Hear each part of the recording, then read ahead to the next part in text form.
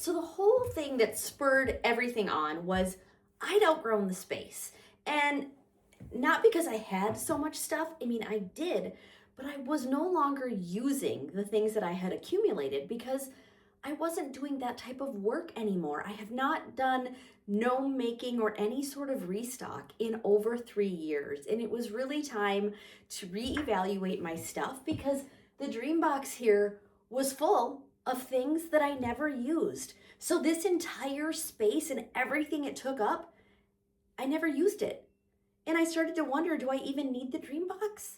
And of course I still need my dream box. I just needed to repurpose it and all the things that it held because it was no longer things that I used. So I no longer used any of it. So that's what really started all of this. And then it just spiraled like things often do for me. Once I start cleaning and organizing and I really get in that mindset, I am ready to just start letting go of things, but I have to be in the right mood and I have to be ready to just do it. And I really was this time. It felt really, really, really great. So anyway, this is the new and improved dream box. Now keep in mind, my dream box is one of the original ones. Like it still says on it, the original scrap box, because these were originally made back when scrapbooking was the big thing. Remember when everybody was into scrapbooking? So that's why we have so many bins that are 12 by 12 and all of these narrow things to fit your pens and your markers and your stickers and all your tools, that all that stuff that came along with scrapbooking. But the crafting world has evolved so much over the years. And so when you look at the dream box now, if you go to Create Room's website and take a look, it doesn't look like this anymore. It's new and it's improved. It's even better. But I mean, this is still great. It still holds all my stuff. I made it work for sewing and I just rethought of things in different ways. I looked at some other people. Chelsea Porter was one of them who did her dream box for this purpose. And it just gave me new motivation to rearrange mine. So let's take a look at what's inside. I want to show you a little bit closer of what we've got and where. Now, I will tell you, this end door, it's empty. I had a plan. I had a thought. I had an idea. And I'm just going to leave you hanging on that one for a bit because there's a reason why I'm not going to fill it in just yet. And I'll tell you more when I can. But for now, let's take a look at how I've got all of this organized. So over here, you can kind of see, like I got all of my AccuQuilt dies in here. Like I finally have room to store all this stuff because I took out the shelves and put them all in here upright. So this was the biggest die. This is one of my strip cutters. Yeah, I know it's still in the package. I need to use it. And down below, I don't know if you can see really well in the video here, but I've got like cutting mats and different things like that. My light boards, all of those things. And then here, I'm gonna bring this over so you can have a better view. All right, that's better. Okay, so cutting mats, light boards, all of that. And then here I've got all of my fat quarters. So I've got different fat quarters arranged in here so that I can keep like things grouped together. And then we go to zippers. So these are zipper pulls that I've got all these little individual compartments that I have them sorted in by color and style. And then here is bag making hardware. So it's all the different magnets, D-rings, clasps, all kinds of different things. Again, organized in these little containers so that I can keep it all neat and sorted inside the bin. And then here, same thing, more bag making hardware. Then we've got some fabric. I'm not sure how this one ended up over here because I've got all my fabric over there. That's okay. I was exhausted by the time I was done putting all this back together, so I just wasn't thinking very clearly. That's okay. All right, then we've got rolls of vinyl. Okay, different types. Jelly vinyl, printed vinyl. All of it fits perfectly in these drawers. And we've got markers. I don't know why, you can't even see. I don't know why I have so many markers. Some of these are paint markers. More than likely they're dried out.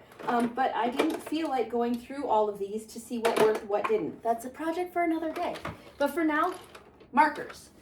And all right, pretty much that on that end. And then in here, these long skinny containers, they fit my little charm packs perfectly. So now I can at least see, oh yeah, I've got these little charm packs that I can pull out and use.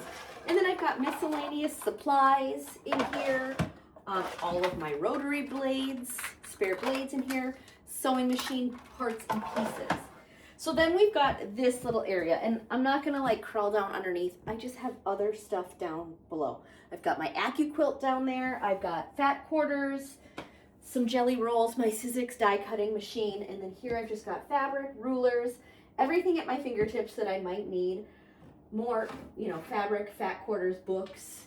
And then in these bins, I organized all of my webbing. So this is all nylon webbing. More nylon. This is more of the, I don't know what this is called. Not nylon webbing. That is the technical term, not nylon webbing.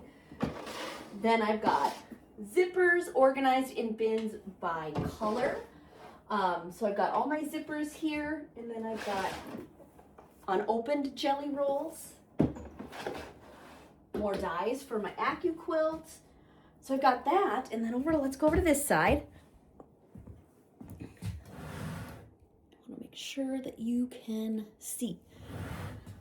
All right, so I love this table. This is an add-on piece, and when you get this, it comes with these little guides to glide it right in. So this does easily come in and out, folds down, and it does lay flat if you want to take it out. We put this up a little bit higher than the table because I tend to like to stand when I'm working. So I put this where I wanted it at a good standing height for me. And I just love the flexibility of it. And then my thread boxes fit perfectly on top. But down here on the side, I've got miscellaneous like tools for sewing, ruffle foots, turning tools, and longer needles. Then I've got opened jelly rolls. Look at how good they fit in here, actually.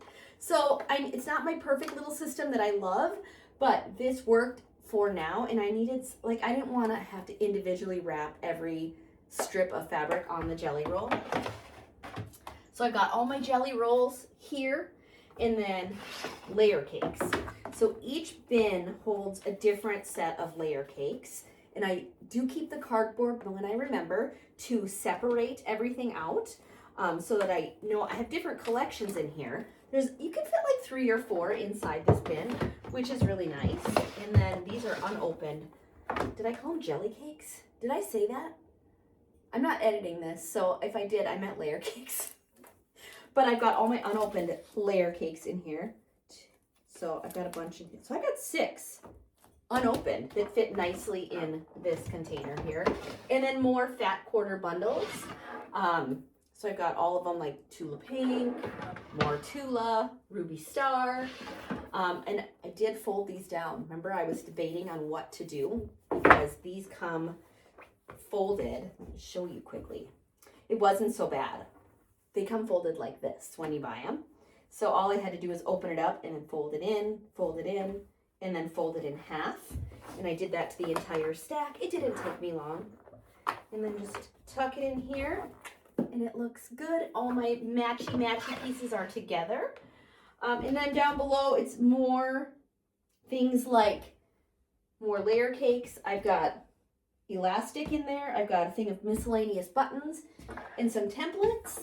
And then here I've got buttons. I've got more buttons in the house that I need to fill up here. Some of these containers are empty. So then I've got scissors hanging here, just miscellaneous stuff. And then that worked great to put all my Sally Tomato vinyl and cork and different things all standing up. Originally, I did have more of these. I don't know where, but anyway, so that's the dream box. And you guys, I'm really excited to come down here and play a little bit and like actually work in this open, clean space. And now, I'm not gonna lie, I kind of want to figure out how to get my brother Avenir down here because that's in the house still. And I did empty out most of the fabric in the house. The house was meant to be more of an intentional space, like where I work on a specific project, where this is where I have all of my stuff and I can come down here and do whatever. The house is like if I'm working on a quilt or if I'm working on an embroidery project, whatever it might be. And right now I just don't have anywhere to keep the Avenir down here. So it's staying in the house for now, but you never know what may happen. So this cabinet, it was behind me. Do you remember I said it was going to be all of my holiday fabric? Well, it turns out it's all Christmas fabric. And this is after I purged. I really love Christmas and winter fabric. So this is all Christmas. And I do kind of love that it's all together. And then the drawers, we don't even really have a lot in them just yet. Some fabric I couldn't quite part with. It's a knit, and I planned on making some pajamas with it. We'll see if that ever happens. And this is just miscellaneous embroidery supplies. Then I have my scraps over here. Now, every time I show this, I get asked, where did you get these bins? These right here, because they're awesome. And I wish you could still get them. You guys, I had these at the old house that I lived at 7 years ago. So I've had them a long time, but I really love that they're on wheels, that there's a flat top on here, and then these bins just pull out, and each bin is organized by color, and this is all of my scrap fabric. And by scrap, I mean half a yard or less, because it won't fit on my mini bolts, and I keep it organized by color. Now these came from Walmart, but like I said, many, many years ago. You can't find them anymore. They were by Better Homes and Gardens, so you can do a search and see what you can find. I mean, take a screenshot of this and Google image search and see if you can find something like this. I've looked for years to find, because you guys always want to know, because they are great. And I've never been able to find anything like it. I'm so glad I bought them too when I did, and I've never gotten rid of them. So on the front of my island here, I keep all of my different rulers, and I've got them on, I gotta redo this. Okay, they are on command hooks these ones that I bought, the hook wiggles. I don't know if you can see that, but the hook wants to come up. And I have glued them into place, but the glue dries and then it pops off because it's glued to metal onto plastic, and I've used super glue. So I just need to get some hooks that are just like a stationary hook and replace those, because it works great to have my rulers on both sides just hanging here. That way I can easily access them, because I tend to work mostly on this side of my island, and I stand here. I love to stand when I'm working. I don't sit unless I'm sewing. And Mike built this. I get asked about this all the time. Mike built this. So they're the cubbies on each side. This is a custom countertop that we had cut from Home Depot, but like 15 years ago. I don't even know I'm sure they still do it, but this is just a custom countertop. This is just 3 cutting mats that are laid next to each other. Over here I have my pegboard with, again, more rulers, scissors, rotary cutters, just things that I want to have in easy reach, because it's easy to find them. It's also easy to put them away when I'm done working with them, not on them. I don't work on my scissors. Mike made this. So these are these cubbies that you can get anywhere, Target, Walmart, wherever. And so these are the cubbies that we have here. We've got one set of 9 and one set of 3 right here. This is what we've got on each end of this. And then we've got one set of 3 through the middle underneath, and that's what supports it. And then Mike simply cut out the hole in the top and built it in so that my sewing machine could be flush with the island. So he built it. He's pretty amazing. He can build anything. He really can. We have our ironing station. This is from Michael's. I get asked about it also all the time. It's from Michael's. And these leaves fold up, and then I just made an ironing board to fit the top. Just cut a piece of wood. I've got a video on YouTube here showing you how I made my ironing board top. And then I've got my Laura Star Lift iron and all the water and everything I need. I keep all of my sprays, basting sprays, magic spray, water, all of that is right here. Everything I need for ironing is right at my fingertips. I've got my little accessory cart next to where I sit and do a lot of my sewing. When I do a lot of my online classes, they're filmed right here, which is why I have the equipment and the lights and all of that set up. And then back here, I mean, the fabric wall, that's not going anywhere. I love how this looks. It's a great backdrop, and it's just a great way for me to see what I have. And now I have no cabinets that are just stuffed to the gills like this one was right here. It was so full of fabric. I didn't even know what was in there, and I never accessed anything in there because I didn't even bother to open the doors and look. Eventually, I think this cabinet will probably go away because I don't really need it. Right now, I've got overstock of batting in there because I don't need to see that to know that it's in there. You know, like I don't want the fabric behind closed doors because I forget. So that's why all of my fabric is now out in the open. I'm not worried about it fading. It's never been an issue. I do keep my blinds shut when it's really sunny out so that there's not direct sun on there. This fabric has been like this for years and it's never faded. It's never been an issue. So I don't worry about that. So many people get hung up on that when they see my space, and you know, the quilt police come out and try to tell me how I should do things, but we do things the way we want to around here, as you should as well. So that's all the stuff that, oh, I'm not done. Hold on. Here, this is the sew station. This is also from Create Room, who made the Dream Box. Now, this is an amazing piece here because the sewing machine lifts up, goes down. This entire cabinet will close up. It has a leaf here that can open, and then there's another one on the back. If I feel the need to use that, I can move the table out, lift up that leaf. It's on wheels, so it's really easy to do. And I thought I was gonna have to get rid of this chair, but I really don't want to. And so now I do kind of have room, and I thought if I want to sit here and work, I totally can. But I can also easily just slide it out of my way. My amazing long arm from Grace & Co. Now this has not moved. I kept it right here. There's nowhere else that this can live, honestly. It's, you know, this is on a 10-foot frame right now, but I need to get some things made so that I can quilt because I have not long armed in quite some time and I really miss it. So I want to get back to using my long arm. I've got all of my tables in like storage cabinets underneath for all of my supplies, thread, needles, anything else that is meant for quilting, long arming is all housed right here. And then the last thing I have in here to show you is just my office area. So this is my office. This is where I sit and do a lot of my writing and my patterns and planning out my courses and my day. I really should shut this because the sun is bright today, especially when we've got fresh snow on the lake. Oh, I'm totally screwing these up. Fresh snow on the lake, and there's more coming. So yay for April in Minnesota, right? So anyway, I love that I can easily pull my shades down because it gets warm right there. But yeah, this is my office.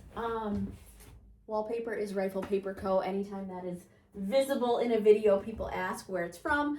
It's Rifle Paper Co. Peel and stick wallpaper. I absolutely love it. I just love the pop of pattern, and it just kind of pulls this whole little corner together. So this is the new and improved space, but there's more happening.